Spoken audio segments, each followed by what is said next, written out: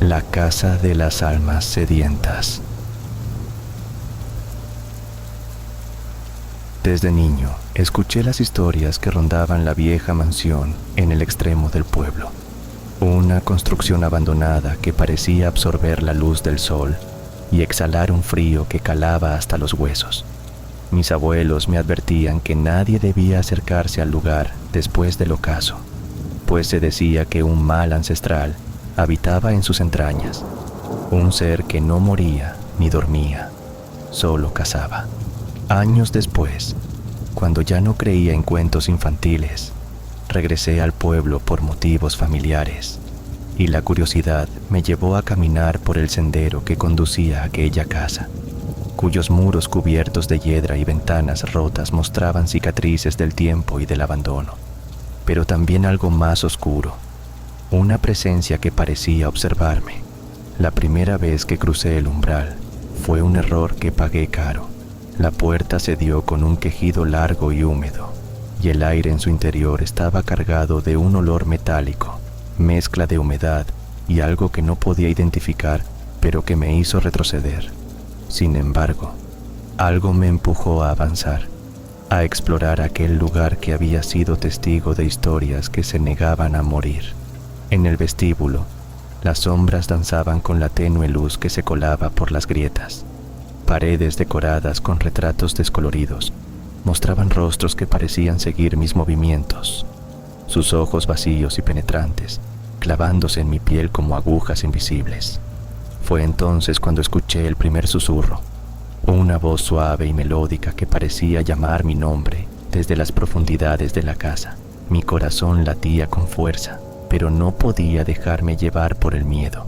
Debía entender qué era aquello que mantenía vivo el terror en aquel lugar. Subí por una escalera de madera que crujía bajo mis pies, cada paso resonando como un latido en la quietud. En el segundo piso, encontré una habitación cerrada con llave, pero la cerradura estaba oxidada y cedió ante un empujón. Dentro, el aire era más denso, casi imposible de respirar. Allí, un antiguo diario reposaba sobre una mesa cubierta de polvo. Lo abrí y comencé a leer, descubriendo que la mansión había pertenecido a una familia que desapareció hace más de un siglo, dejando detrás solo rumores de tragedias y pactos con fuerzas oscuras. El diario hablaba de una criatura que se alimentaba de la sangre y el alma de los vivos, una entidad que había heredado la maldición del patriarca, condenado a vagar eternamente entre la carne y la sombra. A medida que leía, sentí una presencia detrás de mí. Al girar, vi una figura alta y pálida, con ojos que brillaban en la oscuridad como carbones encendidos. Su sonrisa era fría y sus colmillos asomaban sutilmente. Intenté gritar, pero mi voz se ahogó en un suspiro helado que me recorrió la espalda. La criatura avanzó lentamente, sus movimientos silenciosos y letales. Intenté retroceder, pero mis piernas no respondían. En ese momento, comprendí que estaba frente a un vampiro, no el mito romántico que había visto en películas, sino un depredador ancestral, hambriento y despiadado. La criatura habló con una voz que parecía arrastrar siglos de soledad y odio. No debiste venir aquí. Esta casa es mi prisión y mi reino. Ahora eres parte de ella. Sentí un dolor agudo en el cuello, como si miles de agujas penetraran mi piel, y la oscuridad comenzó a envolver mi mente. Pero en medio de ese tormento, una chispa de voluntad se encendió en mí. Recordé las leyendas que hablaban de la luz como arma contra la criatura, así que luché por mantener la conciencia mientras buscaba con la mirada una fuente de luz. Mis ojos se posaron en una lámpara antigua que pendía del techo, y con un esfuerzo sobrehumano, la hice caer. La lámpara se estrelló contra el suelo, esparciendo su contenido inflamable. El vampiro chilló, un sonido que rompió la noche como un lamento de 1000 almas, y retrocedió hacia un rincón oscuro, intentando escapar del fuego que comenzaba a envolver la habitación. Aproveché la oportunidad para huir descendiendo las escaleras a toda prisa mientras las llamas se propagaban y el olor a carne quemada llenaba el aire. Al salir, sentí que la mansión temblaba, como si su alma misma sufriera. Me alejé sin mirar atrás, jurando que nunca regresaría. Pero el vampiro no había desaparecido por completo. Su amenaza quedó tatuada en mi piel y en mi mente. Desde aquella noche, siento su presencia en cada sombra, en cada rincón oscuro, y sé que no soy el único que ha sufrido su abrazo mortal. A veces, en la quietud de la madrugada, escucho susurros que llaman mi nombre, y sé que la casa de las almas sedientas sigue esperando a su próxima víctima, perpetuando un ciclo de horror que solo la luz puede romper, aunque a un precio que pocos están dispuestos a pagar. Pero la luz que me salvó también despertó algo peor, algo que ahora acecha.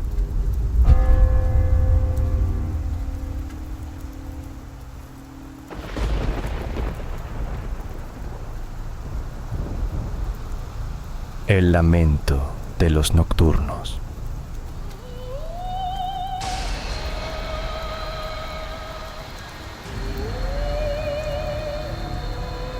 En la ciudad vieja de Baldoria, donde las luces callejeras titilaban como brasas moribundas y las noches parecían eternas, circulaban rumores sobre una presencia que no pertenecía a este mundo. No eran cuentos para turistas ni leyendas para entretener a niños.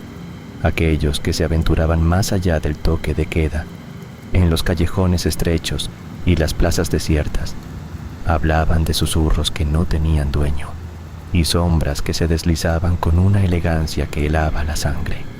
Nina, una historiadora obsesionada con lo oculto, llegó a Baldoria tras encontrar un diario antiguo en la biblioteca de su universidad. El manuscrito hablaba de una secta llamada Los Nocturnos, seres que supuestamente dominaban la noche y poseían el don de la inmortalidad a cambio de una condena eterna. La última entrada, escrita con tinta desvaída y temblorosa, describía un ritual que prometía revelar la verdad sobre su existencia, pero advertía que aquel que buscara el secreto debía estar dispuesto a perder algo más que su vida. Al caer la noche, Nina recorrió las calles empedradas, siguiendo las indicaciones del diario.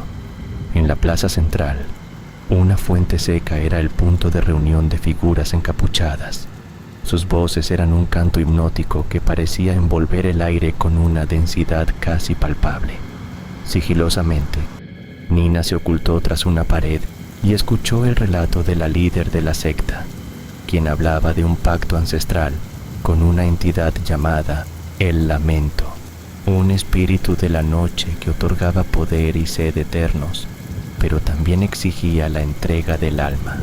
La curiosidad de Nina se tornó en una mezcla de fascinación y terror cuando la líder señaló hacia la luna y pronunció palabras en un idioma perdido, invocando la presencia del lamento. De repente, las sombras comenzaron a moverse con voluntad propia y una figura apareció, alta y esbelta, con ojos rojos que brillaban como brasas en la penumbra. Su piel era pálida y translúcida, y de sus colmillos emergía un brillo plateado. Nina sintió un frío que la atravesaba y un deseo inexplicable de rendirse ante esa criatura, pero su voluntad fue más fuerte. Corrió hacia la salida de la plaza, adentrándose en un laberinto de callejones, hasta que encontró refugio en una antigua capilla abandonada. Allí encendió velas y repasó el diario, buscando una manera de romper el hechizo que parecía envolver la ciudad. Descubrió un símbolo oculto en una de las páginas, un círculo partido por una línea vertical, rodeado de pequeñas cruces. Según la leyenda, ese emblema era la clave para enfrentar al lamento y liberar a las almas cautivas. Armándose de valor, Nina decidió confrontar a la entidad. En la siguiente luna llena, regresó a la plaza con una daga antigua y un medallón grabado con el símbolo. Al pronunciar las palabras del ritual, el aire se tornó denso y la figura del lamento emergió nuevamente. Esta vez, sin embargo, Su expresión era distinta, mezcla de furia y reconocimiento. La batalla no fue física, sino un enfrentamiento de voluntades y recuerdos. Nina sintió cómo el espíritu intentaba devorar sus pensamientos, inundándola de oscuridad y desesperanza, pero ella sostuvo el medallón que irradiaba una luz tenue y persistente. Al clavar la daga en el centro del símbolo dibujado en el suelo, un grito desgarrador rompió el silencio y una oleada de sombras se disipó en el aire, liberando un coro de susurros agradecidos que se perdieron en el viento. La ciudad pareció respirar de nuevo.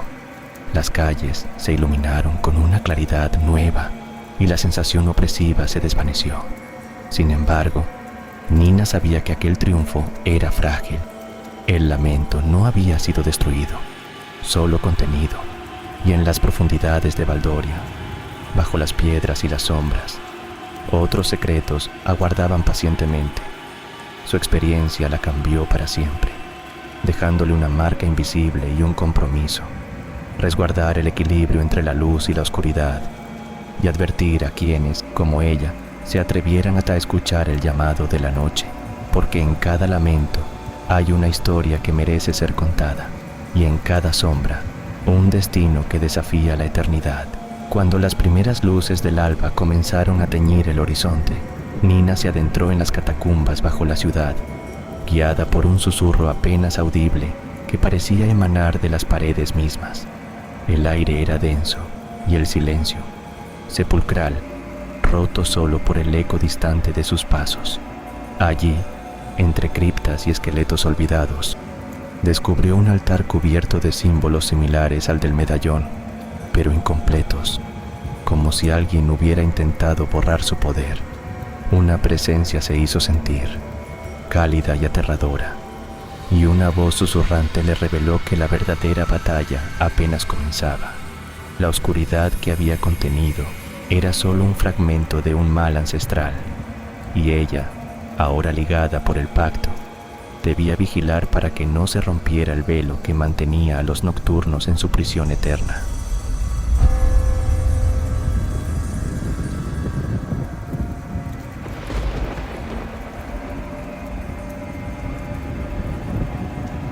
El juego de la sangre, en el ocaso de una ciudad que nunca dormía, donde las luces de neón parpadeaban como latidos nerviosos y el aire olía a humo y promesas rotas, se escondía un secreto que la mayoría elegía ignorar. La gente caminaba apresurada, con los ojos fijos en sus pantallas, sin notar las sombras que se deslizaban entre los callejones, ni el susurro helado que rozaba sus nucas. Me llamo Marcos, y aquella noche cambió todo. Había escuchado rumores, historias cruzadas en bares oscuros, sobre un juego clandestino llamado El Banquete. Decían que era una reunión exclusiva, donde los jugadores apostaban no solo dinero, sino algo mucho más valioso: su propia sangre. Intrigado y hambriento de respuestas tras la desaparición de mi amigo Iván, me acerqué al corazón de la ciudad, a un club llamado La Cripta. La entrada era un portón de hierro oxidado, custodiado por dos figuras que parecían más espectros que humanos. Sin preguntar, me dejaron pasar, y al cruzar el umbral, fui absorbido por una atmósfera cargada de perfume a jazmín y peligro. La sala principal estaba iluminada tenuemente por candelabros de cristal, y en medio, una mesa larga donde varios individuos jugaban una partida que parecía eterna. Sus ojos brillaban con un rojo intenso, y la piel, pálida como la cera, parecía absorber la luz. Comprendí que no eran humanos comunes. La sangre fluía en pequeños recipientes de plata, y cada carta jugada exigía un sacrificio: una gota, un sorbo, un latido robado. Cuando me senté, el aire se volvió denso, y una voz seductora me invitó a jugar. No pude negarme. Las reglas eran simples: gana quien logre conservar su humanidad sin sucumbir al deseo voraz que el juego despertaba. A medida que las cartas giraban y la sangre se intercambiaba, sentí como algo dentro de mí despertaba, una sed que no era solo física, sino de poder y eternidad. Iván apareció entre los jugadores, sus ojos vacíos, atrapado en un estado entre la vida y la muerte. Intenté alcanzarlo, pero su sonrisa era un callejón sin salida, una promesa rota. Fue entonces cuando entendí. El banquete era una trampa, una danza macabra que convertía a los incautos en sombras, prisioneros de una eternidad sedienta. Para liberarlo, debía ganar, pero no con cartas, sino enfrentando mis propios demonios. En un acto de lucidez, rompí mi vaso y dejé que la sangre cayera al suelo, mezclándose con la antigua madera.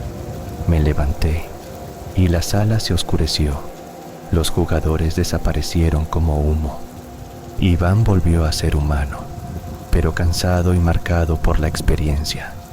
Salimos de la cripta, con la promesa de nunca regresar, conscientes de que en cada esquina de la ciudad, otros juegos similares esperaban a quien tuviera el valor o la locura de apostar su esencia. Desde entonces, camino entre luces y sombras, con una sed que no se apaga, recordando que la verdadera lucha no está en vencer a otros, sino en no perderse a uno mismo en el juego eterno de la sangre. Los días siguientes fueron un torbellino de preguntas sin respuestas y recuerdos fragmentados.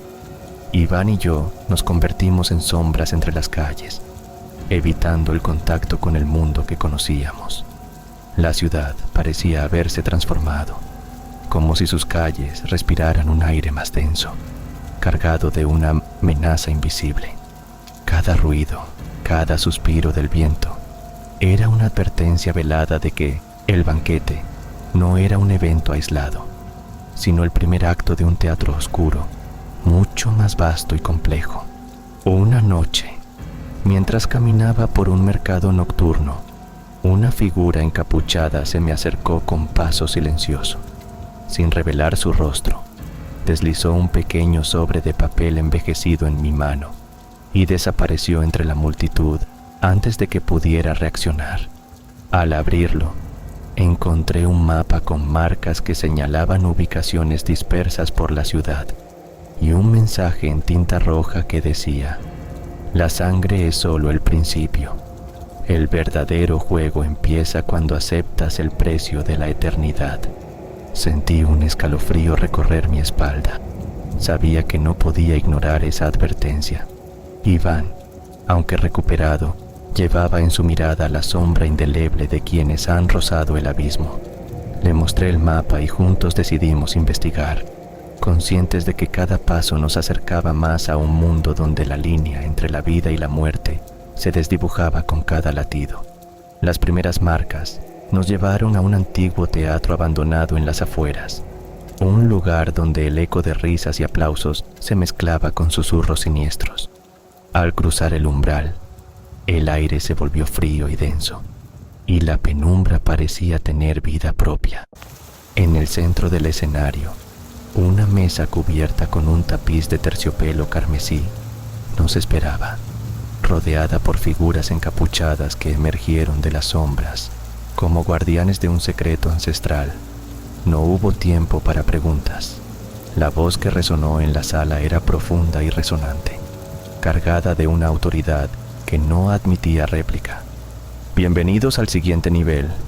Aquí, las apuestas no son solo sangre, sino recuerdos, emociones y la esencia misma de su ser. ¿Están dispuestos a perderlo todo para ganar la verdad? Iván y yo intercambiamos una mirada cargada de miedo y determinación.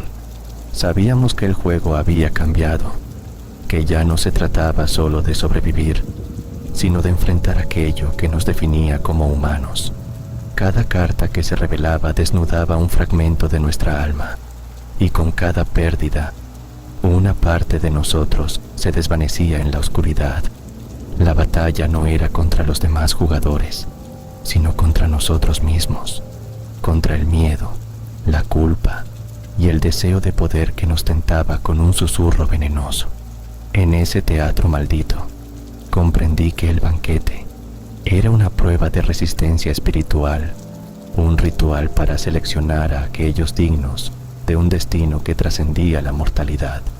Cuando la última carta cayó, no fui el vencedor, pero tampoco el derrotado. Salí de aquel lugar con la certeza de que la ciudad guardaba secretos que nunca debían ser desvelados, y que el precio de conocerlos era una deuda que mi alma pagaría eternamente. Iván desapareció esa noche, dejando solo un mensaje tachado con sangre. No todos los juegos terminan, algunos solo comienzan. Desde entonces, camino entre luces y sombras, consciente de que la verdadera apuesta no es contra otros, sino contra la oscuridad que habita en cada uno de nosotros.